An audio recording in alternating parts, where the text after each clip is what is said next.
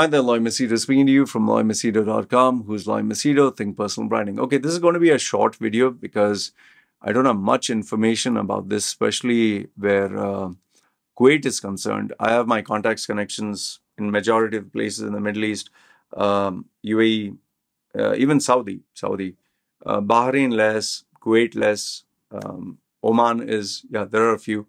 So I don't have much contacts and connections in Kuwait. So if anyone from Kuwait, especially Indian who's there, please shed some light on this.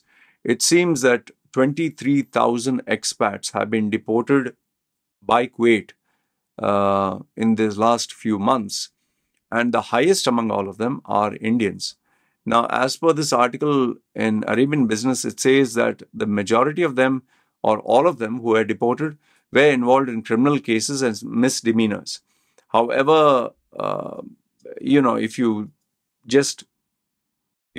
understand how the laws and regulations are there in most of these Middle East countries, even if you have a fight with the sponsor or the Emirati, or you don't agree with some of the rules, that also can get you into trouble. And this is what is happening with Qatar, okay, in certain cases, not all, certain cases. So as per this article, what it says here is some 23,000 expatriates living in Kuwait have been deported so far in 2022. The Kuwait-based Arabic newspaper Al-Qabas reported on Saturday. If they are saying 23,000 officially, that means much more has been deported, because it's always they downplay. If you have been in the Middle East, you'll know this.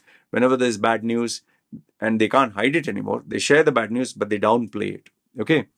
So according to Al-Qabas, the expats were deported for their involvement in criminal cases and misdemeanors, but some expelled for public interest. See, I told you this, right? Public interest. So this is a very loosely worded term. So it can be maybe they don't agree with the employment contract or the laws of the country, or something. Especially when you have the locals, the citizens of the country, they can change the rules, regulations to suit their interests, or the country changes the laws to benefit the locals, like they had in Kuwait, whereby they started deporting people for no reason at all, because they wanted to give Kuwaitis jobs. And there were these old news that you can check, where these Kuwaiti MPs, members of parliament, they had public racist statements. They are only fit to clean, or they should be thrown back to their country. They had one with the Filipina who was murdered. I don't know if it is Bahrain or Kuwait, where even President Duterte, he said, I'll take all the Filipinos back. And then, because of the severe backlash, they themselves calmed down. Because if you get rid of all these workers, who's going to replace them? It's not that easy to get, people, the right people for the right job, So, and remember, this is not me trying to brand all the Kuwaitis. This is those few people who make the policies that impact the majority, okay?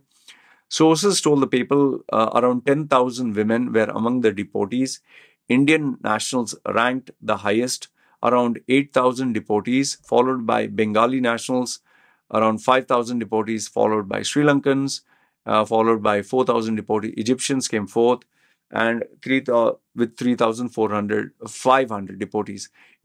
The Arabs that were there, they actually they got involved in some kind of protests that were there for, I don't know, there was this news for something that had happened. I can't recollect the incident, but they had ganged up together, all the Arabs, to protest against this particular event.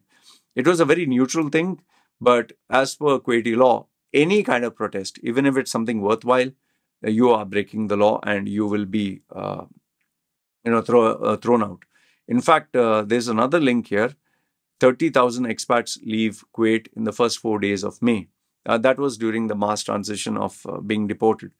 The majority of the 23,000 expelled in Kuwait, around 80% were deported on court ruling in felonies and misdemeanor, while the remaining 20% administratively deported by public interest by the decision of Ministry of Interior. Like I told you, they have these cases where they feel, okay, these people can be a little bit of a trouble. We need to bring law and order and fear, so just deport them. Another 1,500 people are currently waiting deportation in the prison, Al-Qabas said, noting that their deportation to their respective countries is only a matter of time.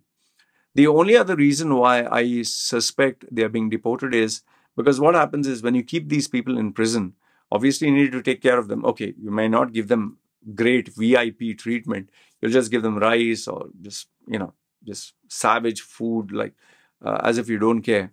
But end of the day, it's still expense to take care of them or look after them, and you have to provide the best. So what happens is with this systematic eradication of people, you're putting less burden on the country's resources. And this has been also done in terms of what do you call that? UAE. Okay. During COVID, most of the prisoners, who were sick or anything, they didn't want them to remain there. They just deported all of them. So overall, this is what is happening. And the other article that you can see, 30,000 expats leave Kuwait in the first 4 days of May. Kuwaiti nationals account for only 30% of the population. This was in 2019, but it has continued ever since. So yeah, overall, what I want to tell you is, if you read anytime a news like this, that X number of people have been deported, that also from an Arabic media of that country, you can be rest assured they will only give you the base minimum, but the real numbers are much more. The second thing is, it's not that all these people are dangerous criminals and all. There are some, but anyone who breaks the law of the land, which may not favor the person and which is not fair if you look at it from an international point of view. What do I mean by that? Let's say girl in Islamic countries, as per Islamic Sharia law, if a girl gets raped, the girl is, as per Sharia law, the girl is considered guilty. If the girl is raped, the girl can be held guilty because as per Sharia law, she may have tempted the man. So I know it's all strange, it's all weird. You don't have to take my word on this. Just Google search, you'll find all these articles that are there. There have been many cases, and now I think they're evolving and they're changing this because they know it's bad PR for the country. They can't go with Sharia law, which is outdated, but still there are many who are very passionate about bringing Sharia law. Anyway, this is what I wanted to share with you. If anyone from Kuwait who can share some light, because people who are working there would know much better than what is shared in the papers, you can do so. I'll keep it confidential.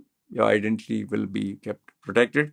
So you can send me an email. My details are below. Having said that, I'll just say take care. Remember, you're going to the Middle East to earn money. Just earn your money, mind your business, and when your contract is over, leave. So this is what I found out. Let me know your thoughts. Take care.